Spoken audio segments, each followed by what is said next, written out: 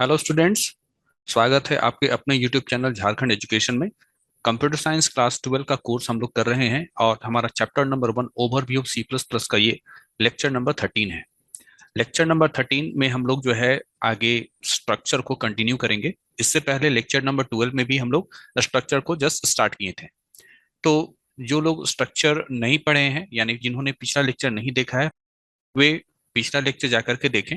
दूसरी बात कि जितने भी लेक्चर्स आप देख रहे हैं इन सारे लेक्चर्स को लेकर के जितनी भी कोडिंग है वो कोडिंग मैंने एक अलग प्लेलिस्ट में एक दूसरे चैनल में बना रखी है।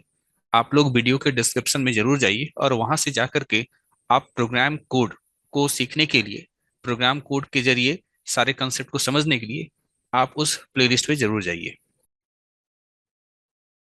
नाउ आज का टॉपिक है हमारा नेस्टेड स्ट्रक्चर। नेस्टेड स्ट्रक्चर क्या होता है? नेस्टेड वर्ड से आप भली भांति वाकिफ है। नेस्टेड का मतलब क्या होता है ये आप जो है थोड़ा सा आपको आइडिया होगा जब आप नेस्टेड इफ पढ़ रहे थे। यानी एक इफ की बॉडी के अंदर अगर दूसरा इफ स्टेटमेंट हो, है ना, तो उसको क्या बोलते थे? उसको नेस्टेड इफ बोलते थे।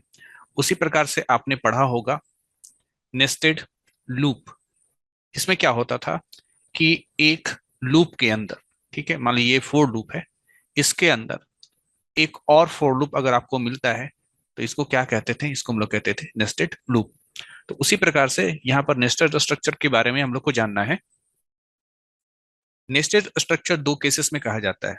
पहला, structure definition with in another structure, यानी एक स्ट्रक्चर के डेफिनेशन के अंदर अगर दूसरा स्ट्रक्चर मिले तो इसको हम लोग क्या कहते हैं? इसको हम लोग नेस्टेड स्ट्रक्चर बोलते हैं।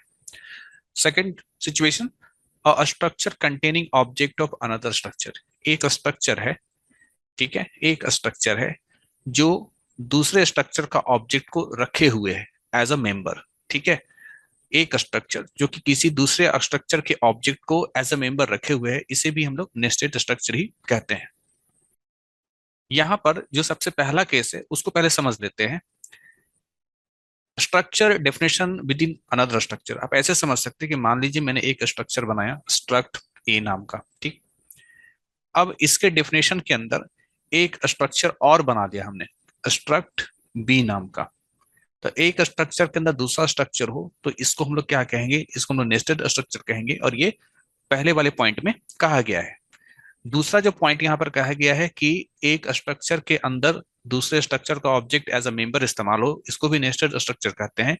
इसको समझने के लिए हम लोग आगे कोड देखते हैं। यहाँ पर देखिए हमने एक स्ट्रक्चर बनाया है जिसका नाम क्या है? जिसका नाम एड्रेस है। इस एड्रेस नाम के स्ट्रक्चर में कौन कौन सा मेंबर है? हाउस नंबर, सिटी, एरिया और पिन कोड। ठीक है, ये आपका एड्रेस नाम के स्ट्रक्चर के ये सारे क्या है? मेंबर है। यहाँ पर स्ट्रक्चर का डेफिनेशन बंद हुआ। अब यहाँ पर शुरू होता है दूसरा स्ट्रक्चर का डेफिनेशन, स्ट्रक्ट इम्प्लॉय, यानी दूसरे स्ट्रक्चर का नाम क्या है? इम्प्लॉय है। अब यहाँ पर देखिए इम्प्लॉय है तो इम्प्लॉय का नंबर होगा, ये इसका मेंबर हो गया। इम्प्लॉय का नेम होगा, इम्प्लॉय का डिजिग्नेशन होगा और इम्प्लॉय का डिपार्टमेंट होगा। आप यहाँ एक नया चीज देखते हैं कि यहाँ पर एड्रेस ए डबल डी लिखा हुआ है। एड्रेस ये वही स्ट्रक्चर है और ए डबल डी इस एड्रेस स्ट्रक्चर का क्या है? ऑब्जेक्ट है। तो अभी आपको बताया गया था कि अगर किसी स्ट्रक्चर में मेंबर के रूप में किसी दूसरे स्ट्रक्चर का ऑब्जेक्ट हो तो इसे भी हम लोग नेस्टेड स्ट्रक्चर बोलते हैं। ठीक है, फिर से बात को मैं यहाँ पर दोहरा रहा हूँ कि स्ट्रक्चर के किसी स्ट्रक्चर के मेंबर के रूप में किसी दूसरे स्ट्रक्चर का ऑब्जेक्ट आपको इस्तेमाल किया गया हो तो यहाँ पर ये क्या कहलाएगा? यहाँ पर ये नेस्टेड स्ट्रक्चर कहलाएगा। अब यहाँ पर हम लोग आगे चले कि यहाँ पर किस स्ट्रक्चर का हम लोग जो है ऑब्जेक्ट बनाएंगे। ऐसे तो आपका एड्रेस स्ट्रक्चर का ऑब्जेक्ट तो यहाँ पर बना ही बना। अब हम लोग बनाते हैं एम्प्लॉय स्ट्रक्चर का ऑब्जेक्ट, दैट इज ई। अब आपको समझना कुछ इस तरीके से है कि ई एक एम्प्लॉय है तो एम्प्लॉय का एम्प्लॉय नंबर होगा, उसका नाम होगा, उसका डेजिग्नेशन होगा, उसका डिपार्टमेंट होगा और उसका क्या होगा? उसका एड्रेस होगा। लेकिन जब हम एड्रेस के बारे में बात करेंगे तो एड्रेस का मतलब तो क्या क्या है? एड्रेस का मतलब आप यहाँ पर देखिए, एड्रेस का मतलब है हाउस नंबर भी, सिटी भी, एरिया भी और पिन कोड भी। यानी यहाँ पर जो ई नाम का एम्प्लॉय देख रहे हैं आप, ठीक है, एम्प्लॉय स्ट्रक्चर का ऑब्जेक्ट ये जो ई है, इस ई में क्या क्या स्टोर करेंगे आप? इस ई में आप employee number, name, designation, department और एड्रेस में ये सारा चीज। इनपुट कैसे किया जाएगा? जैसे मुझे ई जो इम्प्लॉय है इसका एड्रेस हमको इनपुट करना है और एड्रेस में मुझको हाउस नंबर इनपुट करना है। तो see in E dot A double D यानी ये जो ऑब्जेक्ट है वो, और ये एड्रेस में क्या चाहिए आपको? हाउस नंबर चाहिए, तो डॉट हाउस नंबर। तो E dot A D D dot house number. ये कैसे हो रहा है ना? ये डॉट का जो इस्तेमाल है, ये डॉट का इस्तेमाल आपको पिछले लेक्चर में मैंने आपको बता रखा है। ठीक है, थोड़ा सा यहाँ पर हल्का सा चेंजेस ये है कि एक स्ट्रक्चर के अंदर दूसरा स्ट्रक्चर वाला थोड़ा यहाँ पर केस नजर आ रहा है। तो यहाँ पर क्या है, आपका ये ऑब्जेक्ट है, ये दूसरे स्ट्रक्चर का ऑब्जेक्ट है, ठीक है, जो मेंबर के रूप में यहाँ पर इस्तेमाल हुआ है।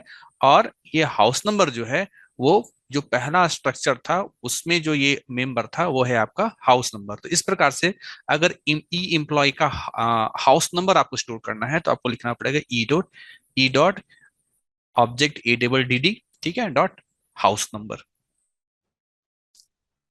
उसी प्रकार से अगर आपको जो है मेंबर को एक्सेस करना है, मतलब ये तो आपको बता ही दिया गया कि मेंबर को एक्सेस करने के लिए डॉट ऑपरेटर लगता है।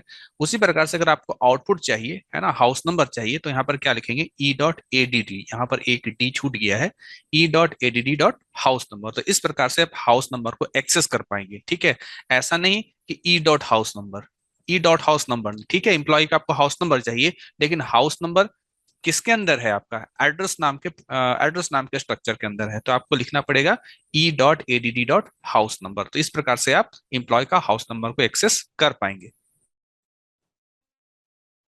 अगला पॉइंट है हमारा एरे ऑफ स्ट्रक्चर। तो एरे ऑफ स्ट्रक्चर को आप ऐसे समझ लीजिए, अगर यहाँ पर मैं आपसे ये कहूं कि एरे ऑफ इंटीजर का मतलब क्या होगा, एरे ऑफ इंटीजर का मतलब क्या होगा, तो इसका मतलब तो सीधी सी बात है कि आप एक एरे बनाइए जिसका डेटा टाइप इंट हो, जैसे इंट एक्स 20। तो आप यहाँ पर कहेंगे ना कि this is array of integer, क्योंकि ये एक ऐसा एरे है जिसमें आप 20 इंटीजर वैल्यू स्टोर कर सकते हैं। उसी प्रकार से अगर आपको यहाँ पर कहा जाए कि एरे ऑफ कैरेक्टर, ठीक है, एरे ऑफ कैरेक्टर, तो यहाँ पर आपको डेटा टाइप कैर लेना पड़ेगा, एरे का कोई नाम ले लीजिए, जैसे आपने नाम ले लिया, मान लीजिए नेम ही ले लिया एरे का नाम, और यहाँ पर लिख दिया 30। इसका मतलब है कि इस नेम नाम के एरे में आप 30 कैरेक्टर्स क्या कर सकते हैं? स्टोर कर सकते हैं। तो एरे ऑफ इंटीजर आप समझ रहे हैं, एरे ऑफ कैरेक्टर भी आप समझ रहे हैं। ठीक है, तो उसी प्रकार से यहाँ पर कह रहा है एरे ऑफ स्ट्रक्चर का मतलब क्या होगा। तो इसका सीधा सा अर्थ है, एरे ऑफ स्ट्रक्चर का मतलब ये होगा कि यहाँ पर जैसे इंटीजर में इंट हो रहा था और कैरेक्टर में कैर हो रहा था, तो स्ट्रक्चर वाले केस में कोई स्ट्रक्चर होगा। जैसे अगर आपने कोई एम्प्लॉय नाम का स्ट्रक्चर बना रखा है, ठीक है, एम्प्लॉय नाम का स्ट्रक्चर बना रखा है, ठीक है, तो एरे ऑफ स्ट्रक्चर का मतलब ये हो जाएगा कि आपका डेटा टाइप क्या रहेगा? आपका डेटा टाइप इंट या फ्लोट नहीं रहेगा, या इंटीजर या कैरेक्टर नहीं रहेगा। आपका डेटा टाइप रहेगा इम्प्लॉय और ई और 5। अगर आप ऐसा लिख देते हैं ना, ई फाइव से तो समझ में आपको आ ही रहा है कि ई जो है एरे है जिसका साइज 5 है। लेकिन यहाँ पर इंप्लॉय लगा देने से आपको ये पता चल रहा है this is array of structure. ठीक है, this is array of structure, ये स्ट्रक्चर का नाम है, तो इसे क्या कहेंगे? इसे हम लोग एरे ऑफ स्ट्रक्चर कहेंगे। डेफिनेशन पढ़ते हैं। An array of a structure is simply an array in which each element is a structure of the same type। ठीक है, बात को समझना है कि एरे ऑफ स्ट्रक्चर का मतलब होता है एक ऐसा एरे, ठीक है, जिसका प्रत्येक एलिमेंट है ना, जिसका प्रत्येक एलिमेंट मैंने लिखा था ना अभी कुछ देर पहले E5, है ना, तो इसका प्रत्येक एलिमेंट यानी कि E0 हो, E1 हो, E2 हो, E3 हो, अगर आपको एरे याद होगा तो ये आप समझ सकते हैं, E4 हो, तो एरे का जो प्रत्येक एलिमेंट होगा वो क्या होगा? वो सेम टाइप का स्ट्रक्चर होगा। यानी आप ऐसे भी समझ सकते हैं, थोड़ा सा पिछले क्लास को याद कर लीजिए कि एम्प्लॉय ई लिख देने का मतलब क्या होता था, कि ई क्या है? ई मेरा ऑब्जेक्ट है, आपको याद होगा, है ना, एम्प्लॉय ई मैंने लिखा, एम्प्लॉय जो है वो स्ट्रक्चर का नाम हो गया, और ई क्या कहलाता था? ऑब्जेक्ट कहलाता था। हमने यहाँ पर थोड़ा सा फेरबदल कर दिया, मैंने लिखा एम्प्लॉय ई, और ई के बाद ब्रैकेट में मैंने लिख दिया यहाँ पर 5। ठीक है, तो इसका मतलब आप क्या समझेंगे? 5 ऑब्जेक्ट। ठीक है, इसका मतलब क्या समझेंगे? 5 ऑब्जेक्ट। उसी बात को यहाँ पर कहा गया है कि etch element is a structure of the same type. इसका जो प्रत्येक एलिमेंट होगा वो सेम, जो आपका मतलब सेम स्ट्रक्चर का क्या होगा? एलिमेंट होगा। यानी ये पांचों क्या होंगे? ये पांचों ऑब्जेक्ट होंगे किस स्ट्रक्चर का? एम्प्लॉय नाम के स्ट्रक्चर का। यहाँ पर देखिए एग्जाम्पल से थोड़ा सा समझने की कोशिश करते हैं। यहाँ पर हमने एक स्ट्रक्चर बनाया है स्टूडेंट नाम का, ठीक है। स्टूडेंट का क्या होगा, तो स्टूडेंट का एज होगा, स्टूडेंट का हाइट होगा और स्टूडेंट का क्या होगा, वेट होगा। यहाँ पर क्लोजिंग करली ब्रेसेस और फिर यहाँ पर मैंने लिखा स्टूडेंट std5, ठीक है। तो ये जो मैंने std5 नहीं std4 लिखा है, तो std4 दैट मीन्स क्या कि ये जो std4 है ये क्या है, इसका मतलब यहाँ पर हो गया आपका 4 ऑब्जेक्ट्स, और ये किस रूप में है, एरे के रूप में है, ठीक है। std4 यानी यहाँ पर std0 एक एलिमेंट हो गया एरे का, std1 ये दूसरा एलिमेंट हो गया एरे का, std2 ये तीसरा एलिमेंट हो गया एरे का, और std3 ये चौथा एलिमेंट हो गया इस एरे का, ठीक है। तो std4 यानी कि std0 पहला एलिमेंट, ये दूसरा एलिमेंट, ये तीसरा एलिमेंट और ये चौथा एलिमेंट, और ये चारों क्या कहलाएंगे, चारों का ऑब्जेक्ट कहेंगे कि ये चारों क्या है, ये चारों ऑब्जेक्ट है। That is array of structure, ठीक है, that is array of structure. ये एरे है, किस टाइप का है, स्ट्रक्चर टाइप का है। Next topic array within structure. पिछला था हमारा एरे, इस जगह पर क्या लिखा हुआ था आपका, इस जगह पर लिखा हुआ था ऑफ, एरे ऑफ स्ट्रक्चर। इस बार क्या है, एरे विद इन स्ट्रक्चर। तो समझना पड़ेगा एरे विद इन स्ट्रक्चर का मतलब क्या होगा।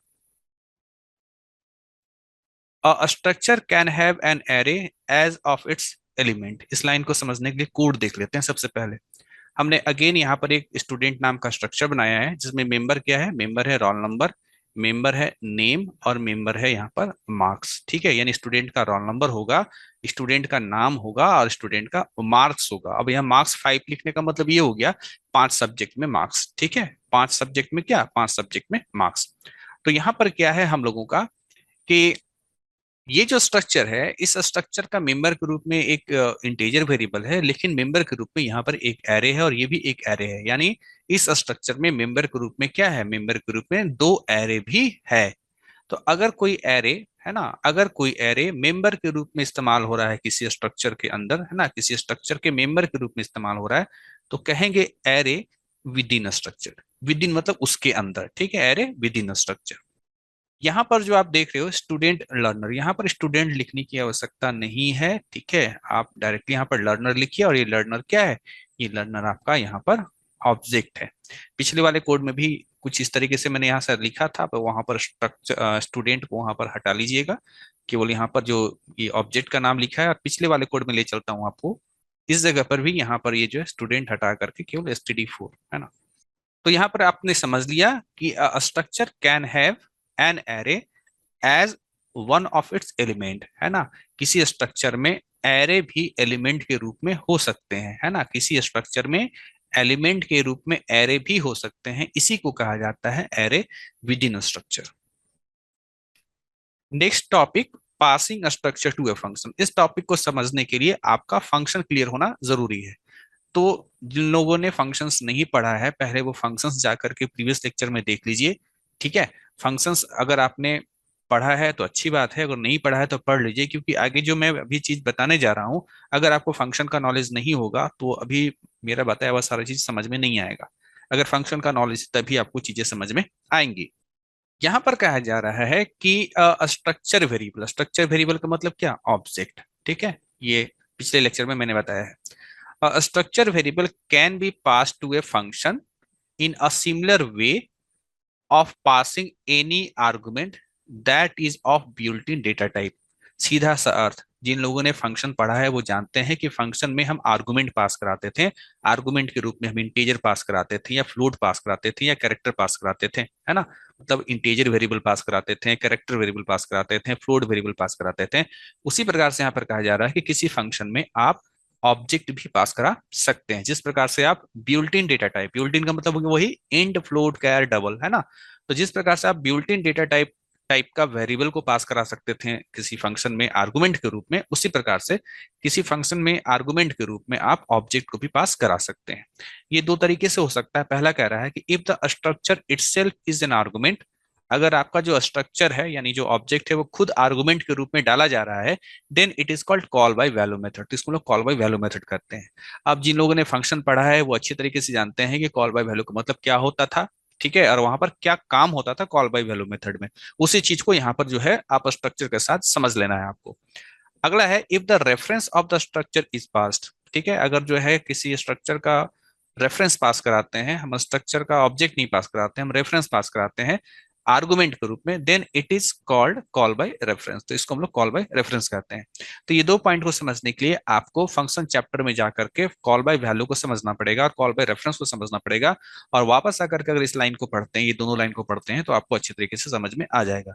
तो कुल मिलाकर बात यहाँ पर यह है कि आपको प्रीवियस जितना भी लेक्चर है उसका सारा चीज आपको जो है माइंड में रहना चाहिए। आप डेफिनेशन रट रहे हैं नहीं रट रहे हैं उससे कोई मतलब नहीं है, कंसेप्ट आपका क्लियर होना चाहिए। यानी अगर आपसे कोई पूछे कि हाँ फंक्शन क्या होता है, तो आप कम से कम आप हिंदी में बता सको कि हाँ फंक्शन ये होता है। उसी प्रकार से अगर आपसे पूछे कि फंक्शन में कॉल बाय वैल्यू क्या होता है, तो वहां पर आप हिंदी में बता सको कि क्या होता है। अगर आप सारा कुछ को जो है अपने मदर टंग में, अपनी मातृभाषा में बता सकते हैं, दैट मीन्स आपने उस चीज को समझा है। और उसको फिर इंग्लिश में लिखना कोई बड़ी बात नहीं है। लेकिन अगर आपने चीज को समझा ही नहीं है, तो आप लिखेंगे क्या। अगला टॉपिक है टाइप डेफ कीवर्ड। इसको भी स्ट्रक्चर चैप्टर के अंदर बुक में डाल दिया गया है। ठीक है, टाइप डेफ एक कीवर्ड होता है, क्या करता है देखिए यहाँ पर। Typedef keyword is use to assign a new name to any existing data type. Typedef keyword का इस्तेमाल जो है किसी एग्जिस्टिंग डेटा टाइप, यानी एग्जिस्टिंग डेटा टाइप का मतलब जैसे इंट हो गया, फ्लोट हो गया, कैर हो गया, डबल हो गया, आप चाहते हैं उसका नाम को चेंज कर दिया जाए, है ना, उसको अलग नाम से जाना जाए, डेटा टाइप का नाम को ही अलग नाम से जाना जाए, तो ये काम आप किसके जरिए कर सकते हैं, टाइप डेफ कीवर्ड के जरिए कर सकते हैं। फॉर एग्जाम्पल, आप डेटा टाइप जानते हैं इंट, आप डेटा टाइप जानते हैं सॉर्ट, ये मैंने सेकंड या थर्ड लेक्चर में पढ़ाया है। इंट है, सॉर्ट है। इसके अलावा आप जानते थे साइंड इंट, ठीक है, ये भी मैंने पढ़ाया हुआ है। फिर हमने पढ़ाया था अनसाइंड इंट, ठीक है, ये मैंने पढ़ाया हुआ है। तो ये सभी क्या है, ये सभी डेटा टाइप है। अगर हम चाहते हैं कि अनसाइंड इंट का नाम बदल कर कुछ छोटा नाम रख दिया जाए ताकि हम लोग को ज्यादा टाइपिंग ना करना पड़े, तो ये काम आप कर सकते हैं। कैसे, टाइप डेफ की मदद से। टाइप डेफ का मतलब ही होता है कि जो टाइप है उसको नए नाम से डिफाइन करना। ठीक है, तो सबसे पहले हम लोग लिखेंगे टाइप डेफ कीवर्ड, उसके बाद जो हमारा एग्जिस्टिंग डेटा टाइप है जिसका नाम आप बदलना चाहते हो अपने प्रोग्राम के अंदर, हमेशा के लिए नहीं बदलेगा आपके प्रोग्राम के अंदर, है ना। तो अनसाइंड इंट मैंने लिखा, फिर स्पेस यू इंट, यानी कि यू इंट का मतलब क्या समझा जाएगा, यू इंट का मतलब समझा जाएगा उस प्रोग्राम के अंदर अनसाइंड इंट। ठीक है, और उसके बाद मैंने यहाँ पर क्या लिखा, यू इंट आई कॉमा जे, यानी यू इंट जो है वो है आपका अनसाइंड इंट डेटा टाइप ही है, और यहाँ पर जो आई और जो जे है ये क्या है, ये दोनों वेरिएबल है। ठीक है, ये दोनों वेरिएबल है। तो हमने अनसाइंड इंट का नाम बदल करके यू इंट कर दिया, किसकी मदद से, टाइप डेफ कीवर्ड की मदद से। अब अपने प्रोग्राम में आपको अनसाइंड इंट लिखने की जरूरत नहीं है। आप ये जो छोटा नाम आपने यहाँ पर बना दिया, इस छोटे नाम का इस्तेमाल करके आप अनसाइंड इंट टाइप का जितना चाहे इतना वेरिएबल बना सकते हैं या उसका इस्तेमाल कर सकते हैं। Next topic is hash defined directive. आप इससे पहले जो है हैश इंक्लूड पढ़े हैं। ठीक है, हैश इंक्लूड इसका साधारण सा अर्थ ये निकलता है शामिल करना, है ना। जैसे आप लिखते थे hash include IO stream dot H, इसका मतलब क्या होता था कि IO stream dot H header file को आप अपने प्रोग्राम में, है ना, आप अपने एग्जिस्टिंग प्रोग्राम में क्या कर रहे हैं, शामिल कर रहे हैं, इस हेडर फाइल को शामिल कर रहे हैं। उसी प्रकार से जो है आपका हैश डिफाइन, जिस प्रकार से हैश इंक्लूड को डायरेक्टिव कहा गया है, हैश इंक्लूड को, उसी प्रकार से हैश डिफाइन भी क्या, हैश डिफाइन भी एक डायरेक्टिव है। हैश डिफाइंड डायरेक्टिव्स के बारे में जानिए। Hash defined directives use to define a constant number. ठीक है, कांस्टेंट नंबर को डिफाइन करने के लिए हम लोग हैश डिफाइन का इस्तेमाल करते हैं। ठीक है, यानी डिफाइन डायरेक्टिव का इस्तेमाल करते हैं, या फिर मैक्रो को जो है डिफाइन करने के लिए, या टू रिप्लेस एन इंस्ट्रक्शन, या किसी इंस्ट्रक्शंस को रिप्लेस करने के लिए। ठीक है, क्योंकि हम लोग अभी जो चैप्टर पढ़ रहे हैं वो ओवरव्यू सी प्लस प्लस है और ये क्लास 11 का रिवीजन है, इसलिए हम लोग बहुत डेप्थ में नहीं जा रहे हैं। ठीक है, बहुत डेप्थ में इन चीजों को जानना है तो आपको क्लास 11 जा करके, क्लास 11 का बुक को जा करके पढ़ना पड़ेगा। क्लास 12 के बुक में हैश डिफाइन वगैरह के बारे में ज्यादा कुछ नहीं, बस ये इस तरह से डेफिनेशन लिखा हुआ है, तो वही मैं आप लोगों को बता दे रहा हूँ। हैश डिफाइन का इस्तेमाल जो है कांस्टेंट नंबर डिफाइन करने के लिए होता है, या मैक्रो डिफाइन करने के लिए होता है। ठीक है, मैक्रो क्या होता है, वो 11th का पार्ट है ना, या रिप्लेस एन इंस्ट्रक्शन इसके लिए होता है। तो छोटा सा कोड यहाँ पर देख लेते हैं। Hash include iostream dot H, है ना, उसके बाद मैंने लिखा हैश डिफाइन लिमिट 5। देखिए लिमिट 5 इसका मतलब ये हो गया कि कहीं भी अगर लिमिट लिखा रहेगा मेरे प्रोग्राम के अंदर तो उसको क्या समझा जाएगा, उसको 5 समझा जाएगा। तो हमने क्या किया, हमने एक कांस्टेंट नंबर को डिफाइन, 5 एक कांस्टेंट नंबर है जिसको हमने लिमिट नाम से क्या कर दिया, डिफाइन कर दिया। अब अपने प्रोग्राम में 5 के बजाय हम लिमिट लिखेंगे, यानी कहीं भी लिमिट लिखा जाएगा तो उसका मतलब क्या समझा जाएगा, 5 समझा जाएगा। यहाँ पर मैंने लिखा इंट मेन, यहाँ पर आपका फोर लूप है, int i equal to 0, i is less than limit. ठीक है, लिमिट, लिमिट का मतलब क्या समझा जाएगा, लिमिट का मतलब 5 समझा जाएगा, है ना। तो यहाँ पर हम 5 ना लिख करके उसका जो नाम है ना, जिस नाम से उसको डिफाइन किए है वो नाम हम लोग यहाँ पर इस्तेमाल कर रहे हैं। तो i equal to 0, i is less than limit, यानी i is less than 5, i plus plus, and then cout i. ये प्रोग्राम क्या आउटपुट देगा वो आप अच्छे तरीके से जानते हैं, क्योंकि आपने प्रीवियस क्लासेस में लूप पढ़ रखा है। ठीक है, इसलिए हम लोग यहाँ पर इसके ऊपर समय नहीं देंगे कि किस प्रकार से ये रन करेगा, क्योंकि ये प्रीवियस क्लासेस में आप ऑलरेडी पढ़ चुके हैं। फिलहाल इसका आउटपुट जो होगा वो होगा 0, 1, 2, 3 एंड 4, क्योंकि यहाँ पर क्या कंडीशन है, i is less than limit, limit मतलब 5, 5 से कम, 5 से कम यानी कि 4। तो ये प्रोग्राम का आपका आउटपुट रहेगा। तो आज हमारा जो है overview of C plus plus, ये चैप्टर क्लास 12 का जो एक पहला चैप्टर माना जाता है ना, ये चैप्टर आपका यहाँ एंड होता है। जितने भी स्टूडेंट्स हमारे जैक बोर्ड के हैं, जितने भी स्टूडेंट झारखंड बोर्ड के हैं, ये जान लीजिए कि उनके क्लास 12 के एग्जाम में इस चैप्टर से, है ना, ये सी प्लस प्लस का एक चैप्टर है, और सी प्लस प्लस से टोटल 30 मार्क्स का क्वेश्चन आता है। ठीक है, 70 थ्योरी में से 30 मार्क्स का सी प्लस प्लस से आता है क्वेश्चन। तो ये जो आपका सी प्लस प्लस का ये जो चैप्टर है overview of C plus plus, है ना, ये जो चैप्टर है overview of C plus plus, इससे अकेले 15 से 20 मार्क्स का क्वेश्चंस होता है। किसी किसी साल 25 तक चला जाता है, लेकिन ऑन एवरेज 15 से 20 यानी 30 मार्क्स का जो सी प्लस प्लस का जो वेटेज होता है ना, सी प्लस प्लस का जो वेटेज होता है 30 मार्क्स, उसमें से 15 से 20 मार्क्स जो है क्वेश्चन जो होता है वो अकेले इस chapter overview C plus plus से आता है। इसलिए ये चैप्टर सबसे ज्यादा इंपॉर्टेंट है जैक बोर्ड वाले स्टूडेंट्स के लिए। तो आज हम लोग खत्म किए अपना ओवरव्यू सी प्लस प्लस। इसके साथ साथ एक इंफॉर्मेशन और भी, कि जितना भी वीडियो अपलोड होता है उसका डिस्क्रिप्शन में जाइए, डिस्क्रिप्शन में जाने के बाद वहां पर आपको जो है C plus plus program code का भी एक प्लेलिस्ट मिलेगा, और उन प्रोग्राम्स को देखना बहुत जरूरी है। अगर आप प्रोग्राम्स को देखते हैं तो जितना भी आपको थ्योरी पढ़ाया गया है वो सारा थ्योरी और बेहतर तरीके से आपको समझ में आ जाए। इस चैप्टर के बाद अगला जो चैप्टर है वो है आपका OOP, that is object oriented programming, जिसमें बेसिकली आपको केवल थ्योरी पढ़ने को मिलेगा।